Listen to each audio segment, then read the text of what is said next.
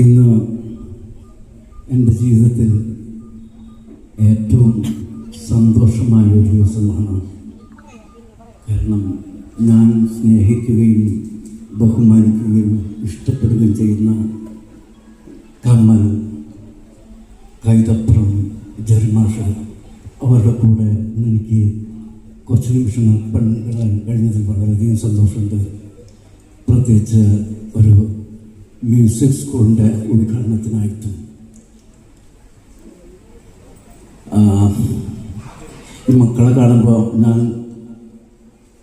പണ്ട് മ്യൂസിക് സ്കൂളിൽ സംഗീതം പഠിച്ച കാര്യം ഓർമ്മ വരണം. നമ്മൾ സംഗീതം പഠിക്കും തോറും സമയവും അതൊന്നും നോക്കാതെ സംഗീതത്തിലേക്ക് നമ്മുടെ മനസ്സ് കൂടുതലും അടുക്കും തോറും നമ്മുടെ ഹൃദയം വളരെ സോഫ്റ്റായി മാറും. ആരെ ദ്രോഹിക്കാനോ ആരെയും കുറ്റപ്പെടുത്തി സംസാരിക്കാനോ ചീത്ത വിളിക്കാനോ ഒരു ചീത്ത വാക്ക് നമ്മളിൽ നിന്നുണ്ടാകുമോ? അതൊന്നും ചെയ്യില്ല. ഒരുപാട് നമ്മൾ ദൈവത്തിലേക്ക് അടുക്കും. സത്യത്തിൽ സംഗീതം ഒരു മരുന്നാണ്. ക്യാരക്ടർ നന്നാവാനുള്ളൊരു മരുന്നാണ്. അതുകൊണ്ട് എല്ലാ മാതാപിതാക്കളും കുട്ടികളെ സംഗീതം പഠിപ്പിക്കണം. പ്രത്യേകിച്ച് ഇന്നത്തെ കാലത്ത് നമ്മളിൽ നെഗറ്റീവാണ് വാഴ്ന്നുകൊണ്ടിരിക്കുന്നത്. പോസിറ്റീവിനേക്കാൾ കൂടുതൽ ഇപ്പോൾ നെഗറ്റീവാണ്. എല്ലാവരും എവിടെ നോക്കിയാലും അടി കൊലപാതകങ്ങൾ, കളവ്, പ്രശ്നങ്ങൾ എല്ലാം കൊണ്ട് മനുഷ്യൻ വെള്ളത്തിൽ അവസ്ഥ ജീവിക്കുന്നത്. അപ്പം അതിൽ നിന്നെല്ലാം രക്ഷപ്പെടാനായി നമുക്ക് സംഗീതം പഠിച്ചേ തീരും. വേറൊരു ചിന്തകളിലേക്കും ചീത്ത ചിന്തകളിലേക്കും നമ്മുടെ കുട്ടികൾ അല്ലെങ്കിൽ സംഗീതം പഠിക്കുന്നവർ അവരുടെ മനസ്സ് മറ്റൊരവസ്ഥയ്ക്ക് പോകില്ല. അതുകൊണ്ട് എല്ലാ മാതാപിതാക്കളും അങ്ങനെ ചെയ്യണമെന്ന് ഞാൻ അഭ്യർത്ഥിക്കുന്നു. പ്രത്യേകിച്ച് പിന്നെ മറ്റൊരു കാര്യം, എനിക്ക് ഒരുപാട് നല്ല പാട്ടുകൾ ചെയ്യാൻ അവസരം ഉണ്ടാക്കി തന്ന ഒരു ഡയറക്ടറാണ് കമൽ. ആ കമലിനോട് ഈ അവസരത്തിൽ നന്ദി പറയണം. കമലിൻ്റെ നമ്മുടെ ചേട്ടൻ പാടിയൊരു പാട്ടുണ്ട്. അയ്യോ, രാപ്പകൻ്റെ ഒരു പാട്ടുണ്ടല്ലോ, തെക്കി അതല്ല, തങ്ക മനസ്സ് അമ്മ മനസ്സ് മുറ്റത്തെ പോലെ. അത് എഴുതിയിട്ടുള്ളത് നമ്മുടെ കൈതപ്രമാണ്. കൈതപ്രം ഞാനും കൂടെ ഒരുപാട് പാട്ടുകൾ ചെയ്തിട്ടുണ്ട്. ഇപ്പൊ കമന്റ് തന്നെ സുഖമാണീ നിലാവ് എന്തു രസമാണീ കാറ്റ്. അതുപോലെ കമന്റിന്റെ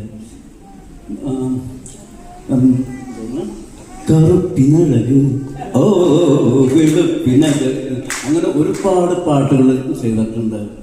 അതിന് എന്നെ ക്ഷണിച്ചതിന് കമ്പനി ഒരുപാട് നന്ദിയുണ്ട്. അതുപോലെ നമ്മുടെ കൈതപ്രവും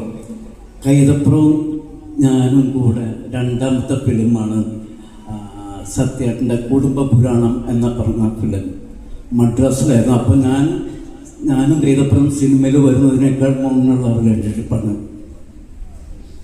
പണ്ട് ഞാൻ യേശുദാസ് സാറിൻ്റെ സ്കൂളിൽ മ്യൂസിക് പഠിക്കാൻ പോകുമ്പോൾ 77 ആ കാലഘട്ടത്തിൽ ഞാൻ മലയ്ക്ക് പോവുക പതിവാണ്. അപ്പോൾ ട്രിവാൻഡ്രത്തുള്ള എടപ്പഴനിയിൽ എടപ്പഴനി ഒരു അമ്പലത്തിൽ അന്ന് കൈതപ്പുറം അവിടുത്തെ പൂജാരിയായിരുന്നു. അപ്പോൾ അദ്ദേഹം എനിക്ക് അന്ന് കെട്ടി നിറച്ച് തന്നിരുന്നത്. അതിനുശേഷം ഞങ്ങൾ പിന്നെ അവിടെ ആകാശവാണിയിൽ പോകുമായിരുന്നു. കൈതപ്പുറം പിന്നെ അന്ന് അവിടെ പാടുമായിരുന്നു.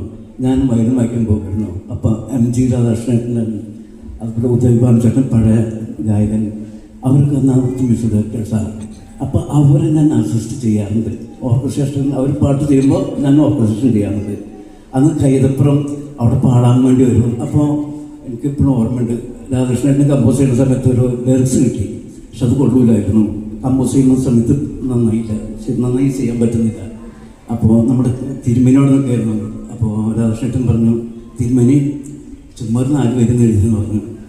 അപ്പോൾ ആടെ സിഗരറ്റിൻ്റെ പാക്കറ്റിൻ്റെ മേലെ 4 വരി കവിത അപ്പം തന്നെ എഴുതി കൊടുത്തു. അപ്പോൾ തന്നെ രാധാകൃഷ്ണൻ അത് ട്യൂൺ ചെയ്തു. അപ്പം ഞാൻ വിചാരിച്ചു ഇയാൾ കൊള്ളാലോ എന്ന്. 2-3 മിനിറ്റ് കൊണ്ടാണ് അത് ചെയ്തത്. അങ്ങനെ ഞങ്ങൾ പിന്നെ അത് വിട്ടു. പിന്നെ ഞാൻ ഈ സത്യേട്ടൻ്റെ കുടുംബപുരാണം എന്ന സിനിമയ്ക്ക് വേണ്ടി മദ്രാസ് ചെന്നപ്പോഴാണ് ഇദ്ദേഹത്തെ കണ്ടുമുട്ടുന്നതും. അവിടുന്ന് തൊട്ട് തുടങ്ങിയതാണ് ഇതുവരെ. കഴിഞ്ഞ മാസം വരെ ഞങ്ങൾ കണ്ടിന്യൂ ചെയ്തുകൊണ്ടിരിക്കുകയായിരുന്നു. ഇപ്പോൾ ശിവദം നമ്മുടെ കൈതപ്പുറം ഒരു പാട്ട് എഴുതിയിട്ടുണ്ട്. ശിവദം ശിവനാമം ശ്രീപാദീശ്വര. ആ ഒരു പാട്ട് ആക്ച്വലി ട്യൂൺ ഇട്ടിട്ടാണ് അത് എഴുതിയിട്ടുള്ളത്.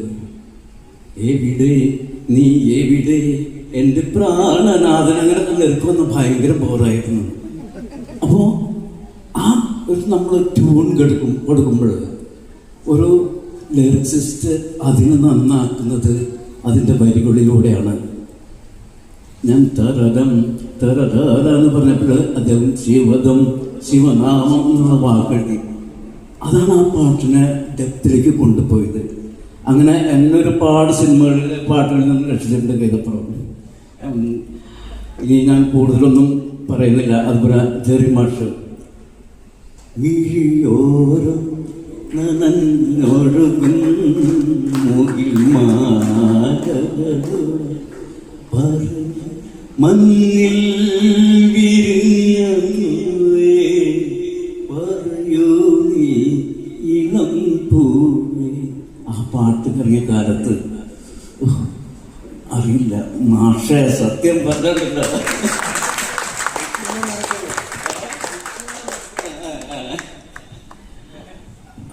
മനുഷ്യൻ്റെ മനസ്സിലേക്ക് ആഴത്തിലേക്ക് ഇറങ്ങി ചെല്ലുന്ന പാട്ടുകളൊക്കെ അത് ബിച്ചുവേട്ടൻ അതിമനോഹരമായാണ് അതിനകത്ത് എഴുതിയിട്ടുള്ളത്. ആ അതിൻ്റെ ഹാങ് ഓവർ മാറിയിട്ടില്ല. സത്യത്തിൽ ഞാൻ ആ പാട്ടിനെ ബേസ് ചെയ്തിട്ടൊരു പാട്ട് ചെയ്താണ് ഞാൻ നേരത്തെ പാടിയതായിരുന്നു. സുഖമണി എന്തു രസമാണീ കാറ്റ്. പക്ഷെ അത് ജാനകമ്മയെ കൊണ്ട് ഹസ്കിയിൽ പാടിപ്പിച്ചതാണ് എൻ്റെ ബ്യൂട്ടി.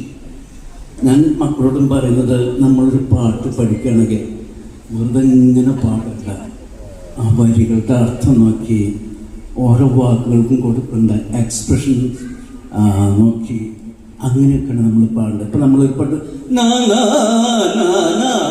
പറയണമെങ്കിൽ അത് ആ വാക്കുന്നുണ്ട് അങ്ങനെ എക്സ്പ്രഷൻ കൊടുക്കുമ്പോൾ അതിൻ്റെ ഭംഗി കിട്ടുക. മനസ്സിലായില്ലേ? അപ്പോൾ അത് നിങ്ങൾ വളരെയധികം ശ്രദ്ധിക്കണം. ഇനി കൂടുതലൊന്നും പറഞ്ഞ് ബോറടിപ്പിക്കുന്നില്ല. Thank you so much.